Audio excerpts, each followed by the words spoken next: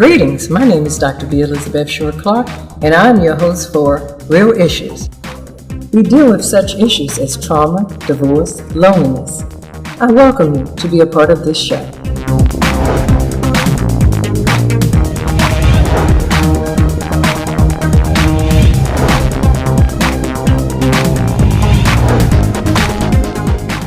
Welcome to another segment of Real Life, Real Issues, Real Talk.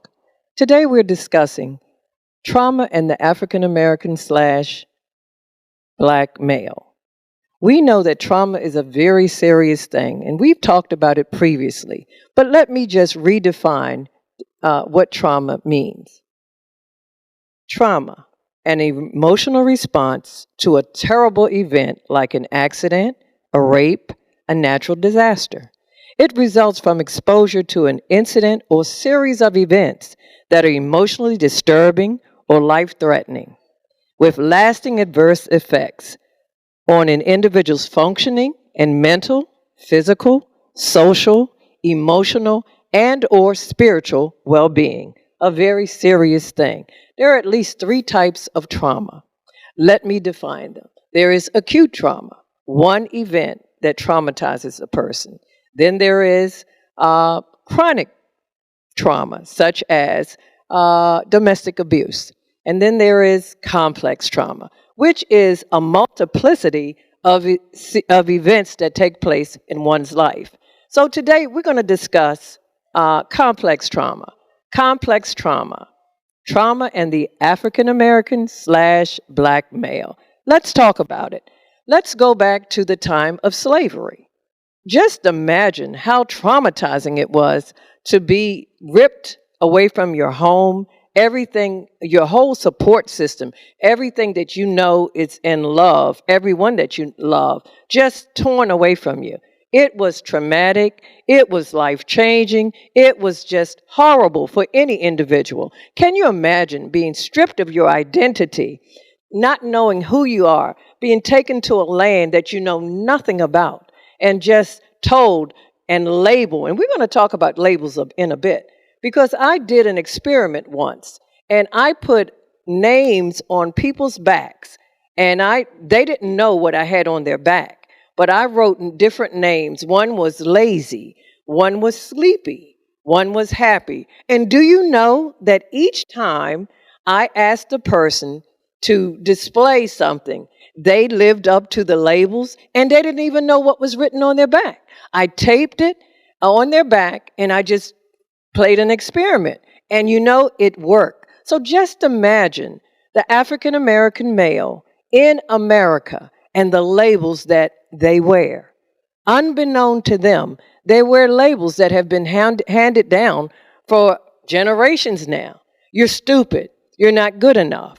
Your skin is too dark. Who are you?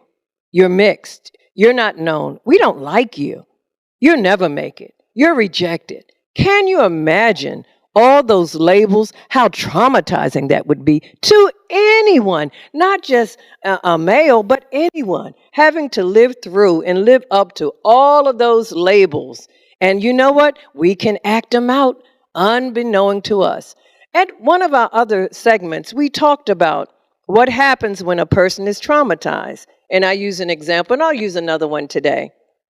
Let's just say I'm traumatized. I lost a loved one. And all of a sudden, I have to adjust to that.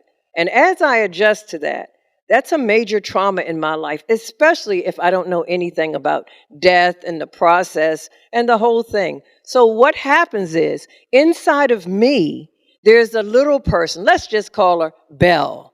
And Belle reacts because Belle was traumatized through that. Now, just imagine that Belle, another thing happened to it. Belle is on the inside. I just call Belle a little person that's on the inside. She doesn't go away. She stays there. That's one trauma. And then all of a sudden, she grows up. She experienced rejection as, she gets married. Her marriage failed. That's another one. We'll call her Elizabeth. And that's Elizabeth living on the inside of me. Now, what do we have? We have Belle, we have Elizabeth. And guess what? The marriage failed, and all of a sudden, she gets just what? Depressed because everything is going wrong. Her dreams have just been tossed aside, traumatized. This is what trauma can do for a person. So you know what that depression leads to? That depression leads to Barbara. And now there are at least 3 people on the inside of her. Can you imagine? 3 personalities, 3 traumatized individuals on the inside of her, and she never gets healed from it.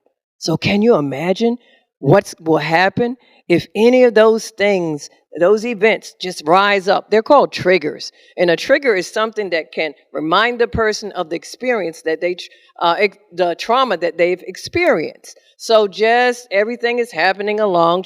I'm adjusting to life. I've dealt with the several incidents, the traumas, the complex traumas that happened in my lifetime. And so now all of a sudden, here I am again, grown woman, life's going on, and I all of a sudden just recap one of those events. Something just touches on it. A divorce. Somebody's talking about divorce. Or it's nearing the holidays now. Guess what? I'm a little lonely now. So all I think back is how happy I was when I was married, and I no longer have that. So now, all of a sudden, the holidays trigger that trauma. And ups jump that trauma on the inside of me. While everybody else is laughing and smiling and having a good time, on the inside of me, I'm hurting. I need to be healed from that. So what can I do? What can I do? What can you do? I know we've all experienced it. Medea's family can't help it now. Medea herself can't help it. So what am I going to do?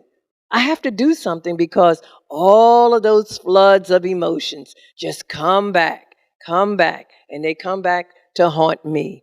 And people don't even know what's going on. I put my clothes on, I'm dressed, I smile, I do everything seemingly as though nothing has ever happened. But on the inside, I'm really messed up. So what would happen if I now then engage in a new relationship? I'm bringing all of that baggage with me. As many of us do, we know we just bring the baggage from the old into the new. But there is hope. There is hope for us. We can get help, absolutely, positively. And we can, whether it's through counseling, whether it's through the Bible, which definitely works. I have to want to be healed because this thing is real. But I'm back to trauma in the black male. Because guess what? On the inside of him are a whole bunch of little guys on the inside that he's had to experience over and over again. I'm reminded of my coworker that says, you know what? As a black man, when I drive down the street, I'm thoughtful of the police now because I don't know if they're going to pull me over. I don't know if they're going to just stop me for any reason and shoot me. So you know what? Traumatized. And we're living life with this trauma on a regular and on a daily basis. We need help. We need help. So imagine that black male going through the streets of any city or in the country, and guess what?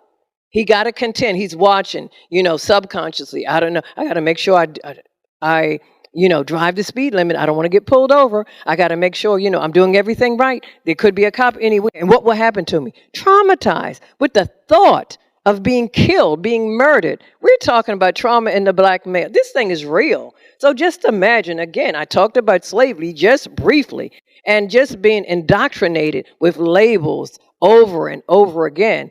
And you know what's even scarier than that?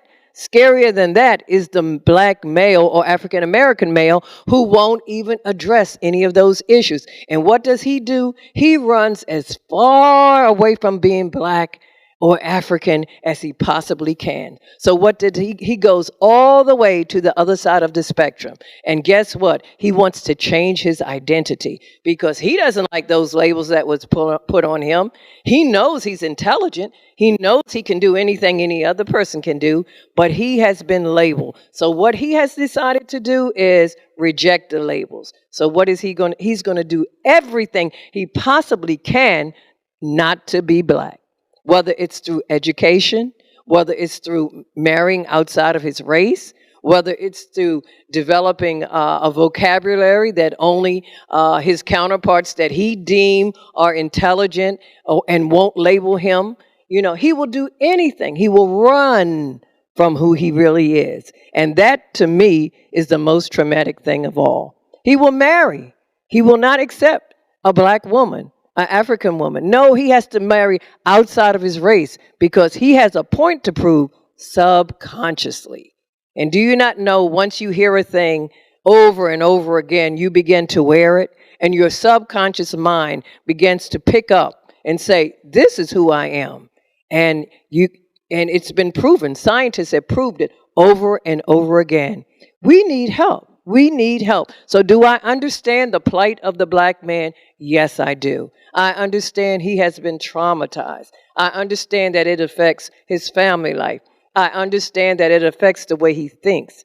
And it is an awful thing to be traumatized and left to your own devices. We need to deal with some of these issues. And I'm a little more sympathetic. I grew up in a house with all males, with the exception of my mother. So I know the male personality. They came in an array of personalities. All of them were different. All of them thought differently. So I am aware of a lot of the male personality with the black male. And you know what? I have to say this to you. If you've never been told, I know you've been labeled. Oh, yes, you have, in so many ways, with so many names. You're not enough. You're a coon. You're a nigger. You're this, you're that. You're everything ugly. But I'm here to tell you today that my thoughts about the black man is having to endure all that you've had to endure. It has not been easy. But I'm here to tell you this afternoon, today, tomorrow, anytime, every day. I want you to know this, that you are God's crowning achievement. You are somebody special. You are a king all by yourself. I know you've walked away from your family. I know it's been traumatizing, but when you don't have a job and you can't afford to do what other people do for their families, many of you have walked away. But I want you to know that you are loved by God. You are loved by me. I think you are God's crowning achievement, and I wouldn't take anything for you. You are heaven's best. You may have never been told that, but I'm telling you today, you are somebody special, and God loves you, and you can overcome any traumatic experience that you have endured, that you have suffered. You can overcome, and you know what? My bet is on you. You will overcome. If you can overcome your forefathers being in slavery and being labeled and being told not, and watch them rise to the top. Just like out of the ashes, they have manifested their intelligence. We have, as a people, their knowledge, the great things, the accomplishments of a George Washington Carver, the accomplishments of a Frederick Douglass, the accomplishments of Martin Luther King, the accomplishments of Barack Obama, who was called, to come forth and to show that, we as a people are something special. We can overcome trauma, no matter what it is, no matter how we are affected. You can overcome any trauma that you are experiencing. And there are a myriad of ways to do it. Some people would not advise you to get help, but I'm advising you, you can go to counseling. You can go to see a psychiatrist. You can get delivered from biblical principles. Absolutely, positively, you can. So today, I want you to know, black man, you can overcome any trauma that you may have experienced or having to experience today. You can overcome trauma. Yes, you can. So I just want you to know there is hope. I am not going to give up on you. I'm going to always root for you. I will be there, and I will watch you emerge, even in the midst of what seems like genocide today for our black youth. But you know what? You will emerge the victor, because guess what? It's in your DNA. And we will talk about that in the next segment. How does trauma and DNA affect you? I'm excited today. I am so excited because I know that there's an answer for us as a people. And you haven't even begun to experience. I don't care if you're 90 years old. There is a new life ahead of you. And you know what? You've dealt with trauma thus far. But guess what? There's hope, there's help, and guess what? You're on your way. I'm excited. I am excited. So I look forward to talking about trauma and DNA, how it affects us. Great. So until next time, I'll see you.